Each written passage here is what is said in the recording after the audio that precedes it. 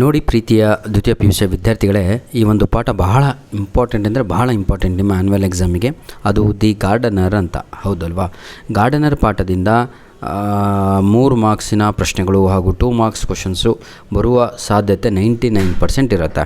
ಹಾಗಿದ್ದರೆ ಇಲ್ಲಿ ಒಂದು ಆನ್ಸರ್ ಎಂಥ ಆನ್ಸರ್ ಅಪ್ಲೋಡ್ ಮಾಡ್ತಾ ಇದ್ದೀನಿ ಅಂದರೆ 4 ಪ್ರಶ್ನೆಗೂ ಒಂದೇ ಆನ್ಸರು. ಫಾರ್ ಎಕ್ಸಾಂಪಲ್ ನೋಡಿ, what are the changes in the life, ಹೌದಲ್ವಾ, ಆಫ್ ದಿ ಓನರ್ ಅಂತ ಕೇಳಿದರೆ ಅದಕ್ಕೆ ಇದೇ ಆನ್ಸರು.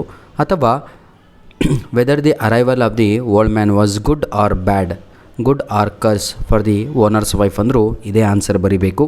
ಅಥವಾ after the arrival of the old man what changes has come in the plantation ಅಂದರೂ ಕೂಡ ಇದೇ ಆನ್ಸರನ್ನು ತಾವುಗಳು ಬರೀಬೇಕಾಗತ್ತೆ. Clear all of you?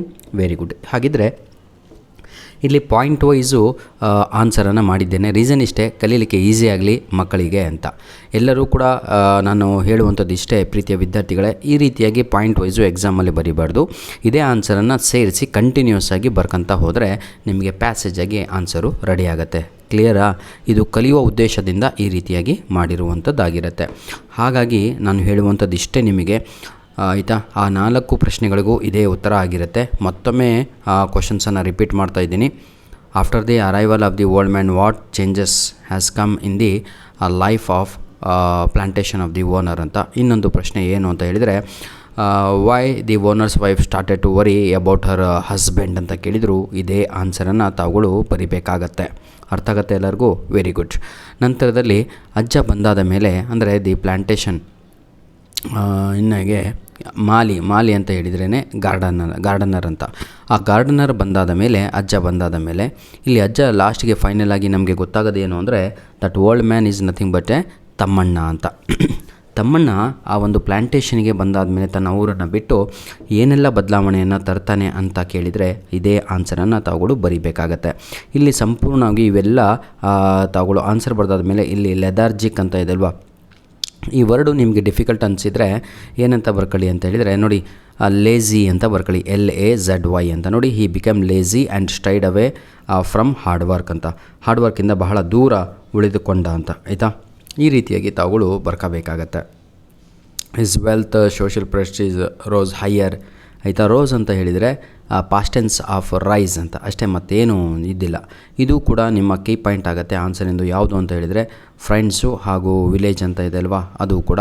ನಂತರದಲ್ಲಿ ಕ್ರೌಡೆಡ್ ಕಲರ್ಫುಲ್ ಈವೆಂಟ್ಸ್ ಅನ್ನುವಂಥದ್ದು ಕೀ ಪಾಯಿಂಟು ಈ ಉತ್ತರಕ್ಕೆ, ಅದಕ್ಕೆ ಅಂಡರ್ಲೈನನ್ನು ಹಾಕಬೇಕಾಗತ್ತೆ. Next number of bad habits ಅನ್ನುವಂಥದ್ದು key point of this answer, ಇದಕ್ಕೂ ಅಂಡರ್ಲೈನನ್ನು ಹಾಕಬೇಕು.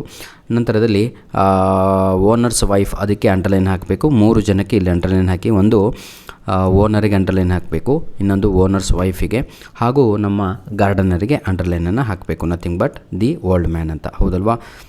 ಆಯಿತಾ? ನೋಡಿ, she found it hard to decide whether the old's man arrival was boon or a curse ಅಂತ. ಬೂನ್ ಅಂತ ಹೇಳಿದರೆ ಗುಡ್ ಅಂತ. ಈ ರೀತಿಯಾಗಿ ಒಂದು ಕೀ ಆನ್ಸರನ್ನು ಇಲ್ಲಿ ರೆಡಿ ಮಾಡಿದ್ದೇವೆ. ಉದ್ದೇಶ ಇಷ್ಟೇ ನನ್ನ ಪ್ರೀತಿಯ ವಿದ್ಯಾರ್ಥಿಗಳೇ, ಬಹಳ ಜನಕ್ಕೆ ಅಷ್ಟು ಟೆಕ್ಸ್ಟ್ ಬುಕ್ ತೋರಿಸು ಹೇಳಿದರೂ ಕೂಡ ಅರ್ಥ ಆಗ್ತಾ ಇಲ್ಲ, ಏನು ಬರೀಬೇಕು ಸರ್, ಹೇಗೆ ಸೆಂಟೆನ್ಸ್ ಫಾರ್ಮೇಷನ್ ಮಾಡಬೇಕು ಅಂತ. ಈ ಎಲ್ಲ ಆನ್ಸರ್ಗಳು ನಿಮಗೆ ಭಾಳ ಹೆಲ್ಪ್ ಆಗುತ್ತೆ. ಹಾಗಿದ್ರೆ 80 ಔಟ್ ಆಫ್ 80 ತೆಗಿಲಿಕ್ಕೆ ಏನೆಲ್ಲ ನಾನು ಓದಬೇಕು ಎಕ್ಸಾಮಿಗೆ ಅಂತ ತಾವುಗಳು ಕೇಳೋದಾದರೆ ಏನೂ ಇಲ್ಲ ಪ್ರೀತಿಯ ವಿದ್ಯಾರ್ಥಿಗಳೇ. ನಾನು ಅಪ್ಲೋಡ್ ಮಾಡಿರುವಂತಹ, ಆಯಿತಾ, ಐ ಆಮ್ ನಾಟ್ ಜೋಕಿಂಗ್, ನಾನು ಅಪ್ಲೋಡ್ ಮಾಡಿರುವಂಥ 28 ಡಿಸ್ಟಿಕ್ಕಿನ question paper with key answer preparatory exam ಇದ್ದಿದೆ ಅಲ್ವಾ, ಅಷ್ಟು ಓದ್ಕೊಂಡ್ರೆ ಸಾಕು ಸರ್. 80 out of 80 fix. ಗ್ರಾಮರಲ್ಲಿ ಮಾತ್ರ ಪರ್ಫೆಕ್ಟಾಗಿರಬೇಕು. ಗ್ರಾಮರಲ್ಲಿ ವೀಕ್ ಇದ್ದವರು ಯಾವುದೇ ಕಾರಣಕ್ಕೂ ತಾವುಗಳು 40 ಕ್ರಾಸ್ ಮಾಡೋದು ಕನಸೆ ಆಮೇಲೆ. ಹಾಗಾಗಿ ಈ ವಿಡಿಯೋದ ಡಿಸ್ಕ್ರಿಪ್ಷನ್ ಬಾಕ್ಸಲ್ಲಿ ಗ್ರಾಮರಿನ ಲಿಂಕ್ಸ್ಗಳನ್ನು ಕೊಟ್ಟಿರ್ತೇನೆ, ಅದನ್ನು ಉಪಯೋಗಿಸ್ಕೊಂಡು ಒಳ್ಳೆಯ ಅಂಕಗಳನ್ನು ತೆಗೀರಿ ಅಂತ ಹೇಳ್ತಾ ವಿಡಿಯೋನ ಮುಗಿಸ್ತಾ ಇದ್ದೇನೆ. ಧನ್ಯವಾದಗಳು.